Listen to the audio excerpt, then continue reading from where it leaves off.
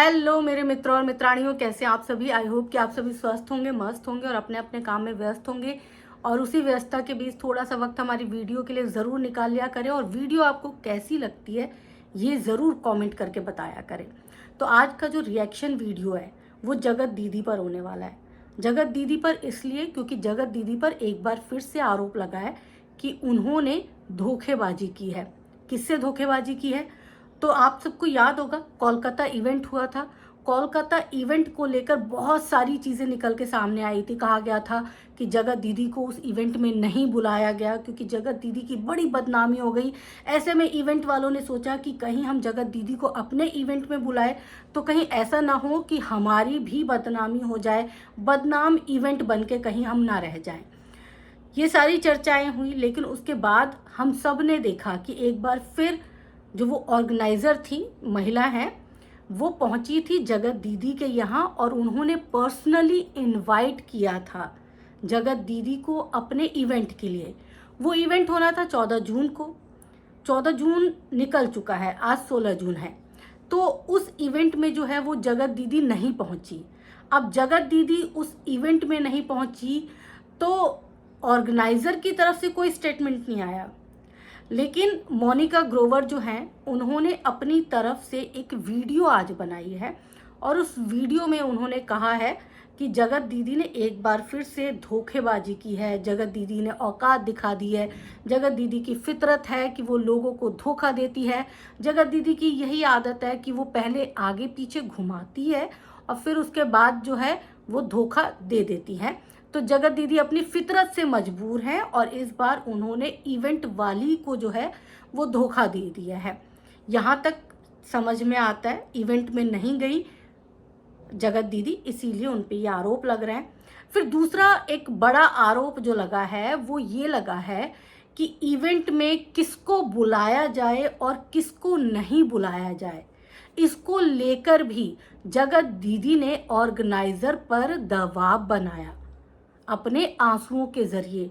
यानी कि ऑर्गेनाइजर के सामने खूब रोई, अपने विधवा होने का जो है उन्होंने कहा कि मैं तो अकेली हूँ, सिंगल मदर होने का उन्होंने रोना रोया, उनके साथ लोगों ने क्या क्या किया उसका रोना रोया। तो मतलब ये सारा रोना रो के उन्होंने ऑर्गेनाइज़र की सिंपैथी ले ली और साथ ही उन्होंने क्या किया कि उन्होंने जो जो लोग उनको पसंद नहीं थे उन सबको इवेंट में आने के लिए मना कर दिया, जिसमें से पहले नंबर पर मोनिका खुद थी, दूसरे नंबर पर कंचन तिवारी जो कि जगत दीदी की देवरानी है, तीसरे नंबर पर सुमित महल, चौथे नंबर पर उन्होंने कोशिश की कि नीतू महना को भी इवेंट में ना बुलाया जाए।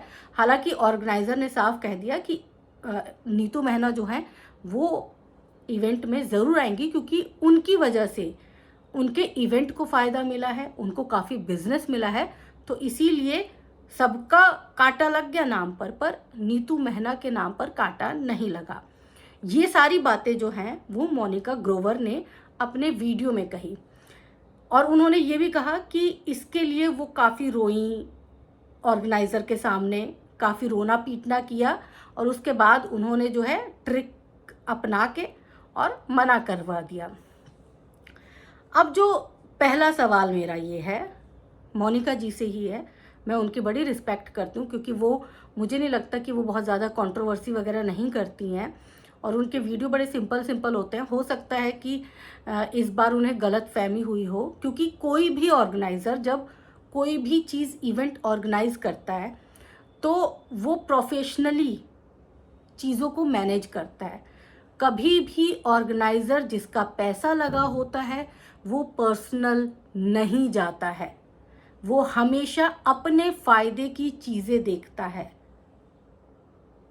और उसको जहाँ से फ़ायदा हो गया, अगर उसे जगत दीदी से फ़ायदा है तो जगत दीदी, अगर उसे नीतू महना से फ़ायदा है तो नीतू महना। आपने खुद अपने वीडियो में कहा कि उन्होंने, ऑर्गेनाइज़र ने नीतू महना के लिए मना कर दिया कि हम उन्हें, ऐसा नहीं हो सकता कि वो हमारे इवेंट में ना आए। क्यों? क्योंकि वहाँ से उन्हें फ़ायदा मिला और इंसान की फितरत है, जहाँ से फ़ायदा मिलेगा वहाँ से वो अटैच रहेगा, वो मना नहीं कर सकता। मोनिका जी ने ये भी कहा कि मैं पहले नहीं जाना चाहती थी, उस इवेंट में मेरे जाने की इच्छा नहीं थी। बाद में मेरे जाने का मन बना, मैंने खुद आगे से कॉल किया, फ़ोन की, बात की, तो उन्होंने बोला कि अब जो है वीवीआईपी जो सीटें थी वो फुल हो गई हैं, आपको आना है तो आप आ जाइए, लेकिन मैं क्यों वीवीआईपी सीट, मतलब अगर मेरे पास नहीं है, मुझे नहीं इस तरह इनवाइट किया जा रहा, तो मैं क्यों जाऊं। तो मोनिका ग्रोवर जी से मेरा एक ये भी सवाल है कि आप बहुत अच्छी इंसान हैं, लेकिन हो सकता है कि उनकी नज़र में आप उनको बिजनेस दिलवाने वाली ना हो, उनकी नज़र में आप उनको मोटा बिजनेस ना दिलवा पाए, इसीलिए शायद उन्होंने नेग्लेक्ट कर दिया आपको। और ये भी हो सकता है कि वाकई में वीवीआईपी सीट ना बची हो, क्योंकि उन्होंने अपनी तरफ से बहुत सारे लोगों को बुलाया होगा, और जिसने कंफर्म करते वो पहले आओ पहले पाओ वाला होगा। जिसने कंफर्म कर दिया उसकी सीट कंफर्म हो गई, जिसने कंफर्म नहीं किया, लास्ट डेट तक जो जवाब नहीं दे पाए, तो उनकी सीट कंफर्म नहीं हुई। तो ये एक जेन्युइन सी चीज़ है। कई बार इत्तेफाक भी हो जाता है ना, लेकिन कई बार क्या होता है कि हमें वो इत्तेफाक नहीं लगता। वो इसलिए क्योंकि हमें लगता है कि सामने वाला तो साजिश करता है, वो बिना साजिश के रह ही नहीं सकता। हम अपने मन में ना, अपने दिल में उस इंसान की छवि नेगेटिव बना के ही रखते हैं। क्योंकि जहाँ तक मैं अपनी समझ के अनुसार अगर बताऊं, तो कोई भी ऑर्गेनाइज़र किसी के कहने पर नहीं चलता है। वो सिर्फ उनकी बात मानता है जो उनको अच्छा बिजनेस दिलवाता है, जिससे उन्हें फ़ायदा होगा, वो सिर्फ और सिर्फ उनकी बात मानेगा। इसके साथ ही कंचन तिवारी को नहीं बुलाया गया, ये भी मोनिका ने कहा कि दूसरे नंबर पर जगत दीदी ने मना कर दिया, कंचन तिवारी को नहीं बुलाया गया। तीसरे नंबर पर जेसिका के लिए मना करवा दिया गया कि जेसिका को नहीं बुलाना है, सुमित महल को नहीं बुलाना है। तो वाकई में अगर ये सारी चीज़ें सही हैं, मान ली जाए कि कंचन को नहीं बुलाया गया, मोनिका ग्रोवर का पत्ता कट गया, साथ ही साथ सुमित महल का पत्ता काट दिया, जगत दीदी ने कटवा दिया, जेसिका का पत्ता कटवा दिया, मतलब इन 4 लोगों का पत्ता अगर जगत दीदी ने कटवा दिया, तो इसका मतलब जगत दीदी की चलती है। जगत दीदी ने उनको कुछ ना कुछ तो सब्ज बाग दिखाए होंगे कि मैं इतना बिजनेस करवा दूंगी, ये करवा दूंगी, वो करवा दूंगी। हालांकि अब जगत दीदी का स्टेटमेंट भी आ गया, जगत दीदी ने भी एक वीडियो बनाई है और बाकायदा जवाब दिया है। उन्होंने कहा है कि ऐसा नहीं है कि मैंने अभी मना किया, ऐन वक्त पे मना किया। जब उन्होंने मुझे इनवाइट किया था, मैंने तभी उन्हें बोला था कि मैं देखूंगी, अगर मेरे पास वक्त रहा तो मैं ज़रूर आऊँगी, अगर नहीं रहा तो हो सकता है ना आऊँ। और मैंने इवेंट से पहले भी उन्हें मैसेज करके कहा है कि मैं नहीं आ पाऊँगी, जिस पर उनका भी रिप्लाई आया, उन्होंने लिखा है ओके, यानी कि ठीक है।